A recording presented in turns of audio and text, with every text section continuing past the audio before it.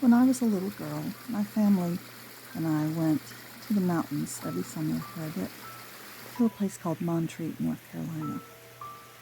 And it is a magical, beautiful place in the mountains, full of rhododendron, wonderful trees, and huge stone buildings.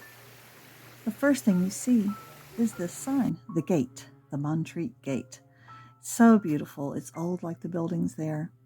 And I was always so excited when we would see the gate and go through. It's very narrow by today's standards for our vehicles. So let's look at some of the things I saw when I was here just this past week. This is Anderson Auditorium. This is the front of it. This is the lobby area. And we spent so much time there. Very beautiful building.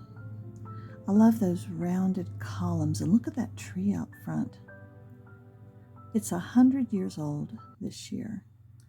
This is the back of Anderson, and this is the area, the rounded part of the building that houses the actual auditorium where we had all of our church services when we went there for these conferences.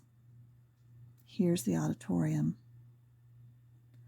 I remember this place packed with people, and the singing was just astounding. It was so loud. There was no air conditioning, and so they opened all those big windows were really, really open. And the children were just running around on that stone floor. I wasn't paying attention to the conference. I was more focused on my friends. But it's still so beautiful. They've preserved it very well.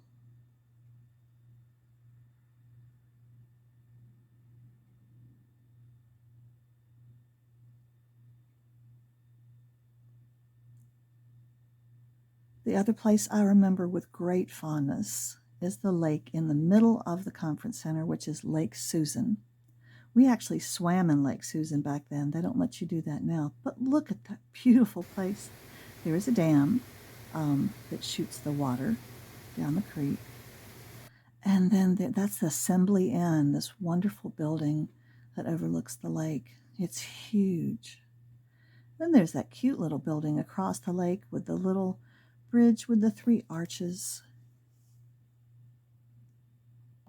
My friend and I was there with a friend, and we walked around all the way around the lake. So we walked around to the left and went through that little building. I have some fun pictures of our family here and a very goofy picture of my daddy. If I could find it, that would be fun to show. Here is the little pavilion by the side of the lake with all that beautiful stonework.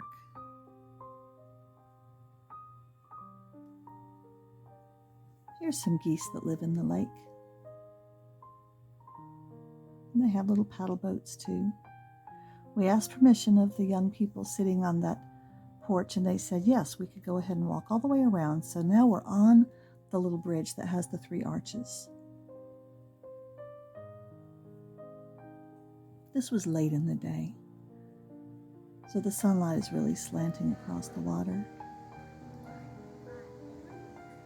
It was just really a wonderful experience to be there after 50 years.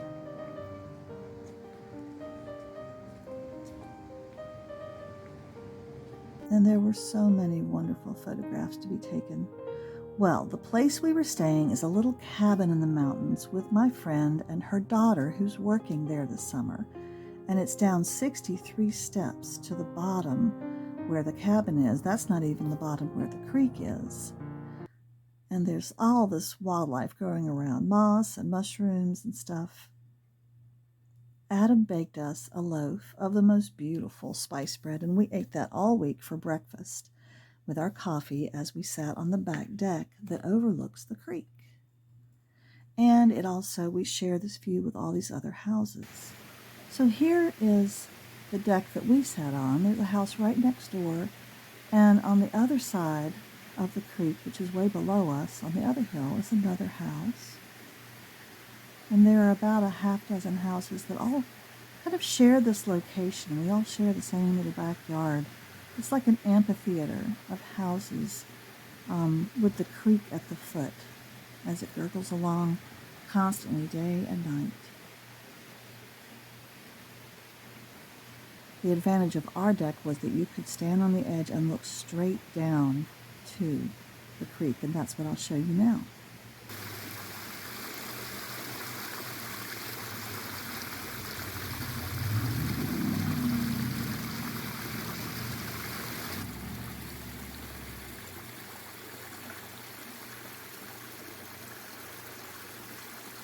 I spent a lot of time looking at this water and looking at the little hillsides around us and pondering those empty homes and this beautiful location.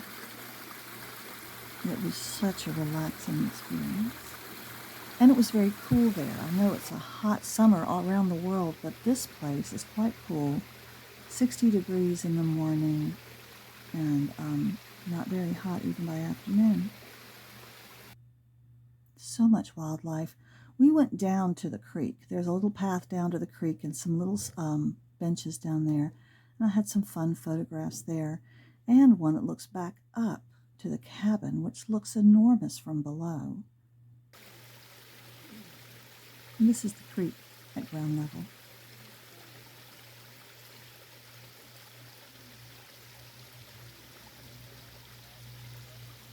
There's something about water that just soothes the soul.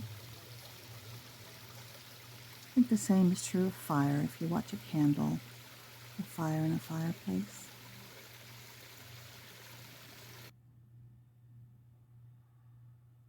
We went back up the hill. There was a path that led to the road, but we preferred to go up the steps.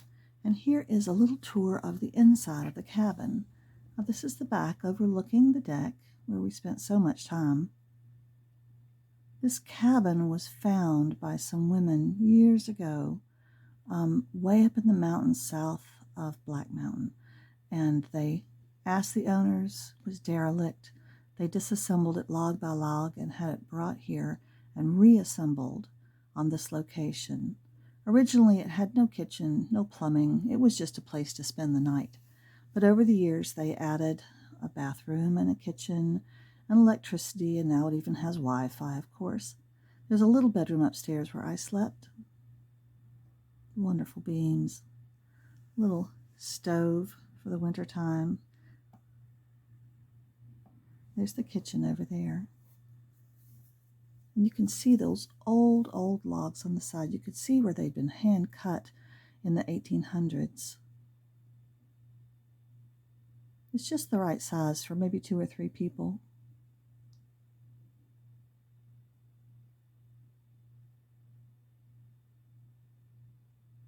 And we had a lovely time staying there. We really didn't, we did a lot of shopping. We didn't do a lot else. Here's a shot of the inside of the cabin from the patio. It's a good place to do a jigsaw puzzle. That's a pretty one, isn't it? We also had some of our meals out on the patio. This is a little charcuterie board that we enjoyed one night. But we just mostly sat there. And I did a little painting. I painted a picture of the cabin for my friend's daughter who's there. This is my favorite house across the creek, but no one was there. The light coming through the trees is really phenomenal. Well, let's look at a couple of other places that my friend and I visited while we were there. Here's one.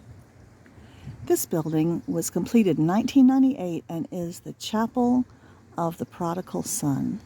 There's some beautiful frescoes inside that we're going to go see.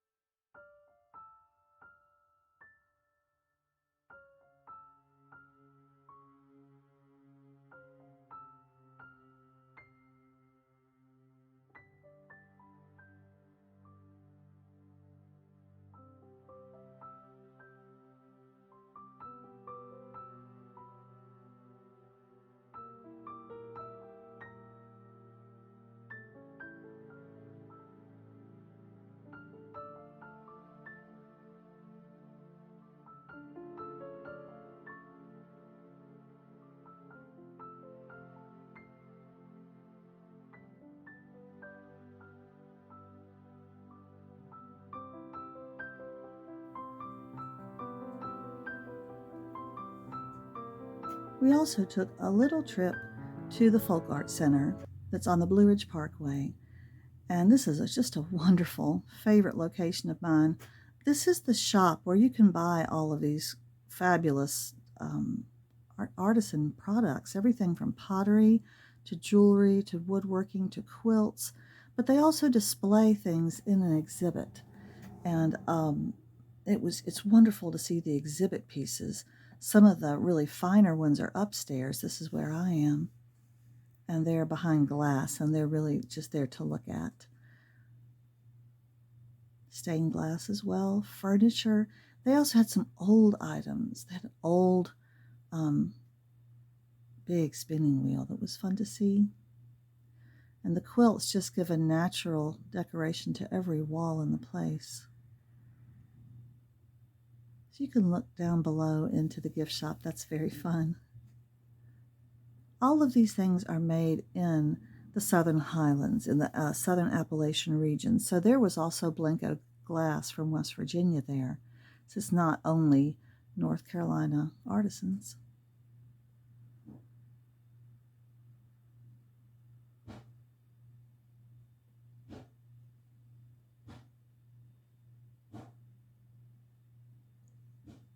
I did spend some time looking for pottery while I was there, and pottery was expensive, but I did find a few pieces that I really enjoyed, and here's one.